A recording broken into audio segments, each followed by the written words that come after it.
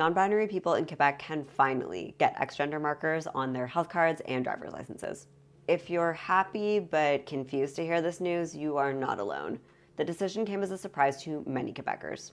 That's because, as Xtra has previously reported, just 3 months ago, the provincial government insisted it wouldn't make any decisions about X-gender markers until 2025.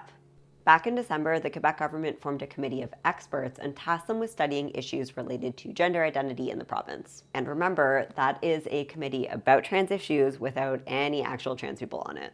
They said at the time they wanted to give the committee a chance to submit its final results before committing to a province-wide policy on X-gender markers.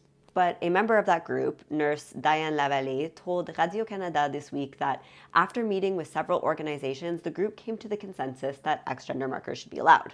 She said that the committee informed the government of their stance back in February and let them know that their opinion on the matter wouldn't change between now and the end of next year when the final report is expected. After that, the provincial government decided to move forward with allowing X-gender markers right away. While the decision may seem sudden, non-binary people in Quebec have been waiting a long time for this right. Quebec is the last province in Canada to allow for X-gender markers to be used on driver's licenses, and since 2022, people in the province have legally been able to obtain an X-gender marker on documents such as birth or marriage certificates.